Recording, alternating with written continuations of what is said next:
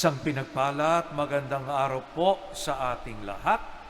So thank you for coming. Marami tayong pinagkakabalahan sa ating buhay, paano umigi ang ating kabuhayan, ang ating pamilya, and yet here we are, praying because we should never lose ang focus natin kay Lord.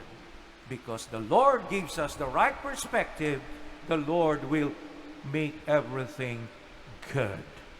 So, since Tuesday, tayo po'y nagninilay sa sulat ni St. Paul to the Corinthians, the first letter, because we have two existing letters in the New Testament. So, he has been handling yung division, inggitan, hidwaan sa community.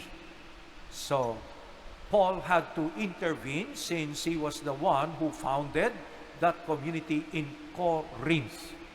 Kanyang pinaalala ang mga mahalagang katotohanan tungkol sa pananampalataya, kanyang itinanim sa kanilang puso, sa kanilang pamayanan. So, he had to remind them, there should be no bickering, there should be no competition. There was some kind of competition, pati yung pagkilala nila sa mga nangangaral sa kanila, yung iba para kay Apollos, yung iba para kay Pablo. Sabi na, no, we are just messengers, we are just agents of the good news. Keep your focus on the giver of gifts. It is God, it is Christ. So, ito po ang sinasabi sa atin ng unang pagbasa. And yet, Paul shifts from himself to the disciples, that everyone who decides to follow Jesus should be ready to suffer persecution, because the wisdom of the world is different from the wisdom of God, from the wisdom of the kingdom. Sa mundo, ang kapangyarihan ay kinukuha sa iba't paraan, sa lakas ng kamao, sa yaman, but in the kingdom of God, through humility, through service. Iba ang pamantay ng paghahari ng Diyos. So sabi ni Paul, everything is useless unless we recognize God as the giver of gifts. Sa pagpatuloy po natin itong pagninilay, we will continue reflecting on this. As I mentioned in the previous reflection, halos isang buwan. This is the first week. 4 weeks we will be reflecting on the first letter of Paul to the Corinthians. So, sa atin din, kapanahonan kumisan, merong hidwaan, no?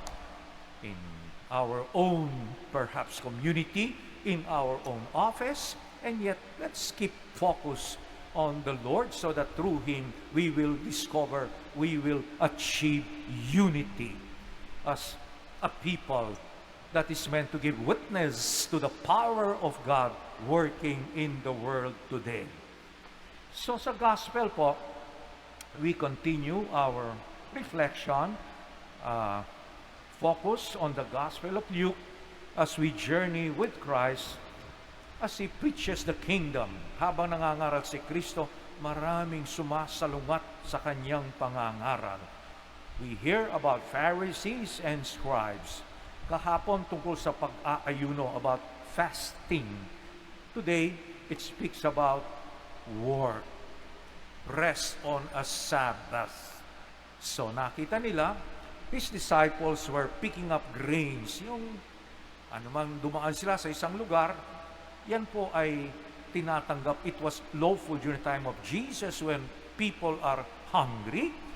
In case they find food, even in another property, it's legal for them to eat because they are answering a human need, hunger.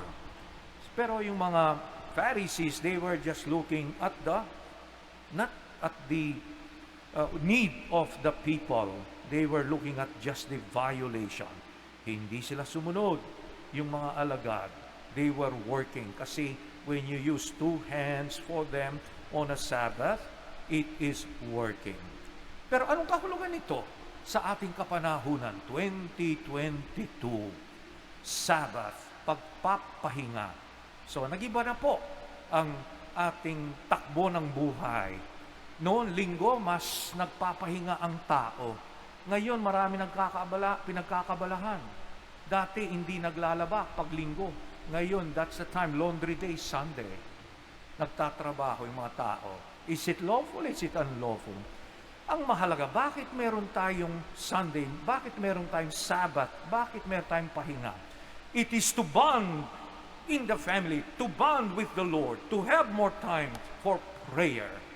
Yan po ang layunin ng Sabbath, yung linggo, pagpapahinga. Hindi pagpapahinga, uupo, walang gagawin. And yet, it challenges us today in a busy world to bond in the family, to bond with God. Yan po ang mahalaga. And I know we have limited time, it's quality time that we should spend with our own families and with the Lord. Then, we are fulfilling what the Lord has commanded us, to find rest, to be with Him and to be with our loved ones, to bond together so that we can be re-energized and then be able to do our work again. Amen.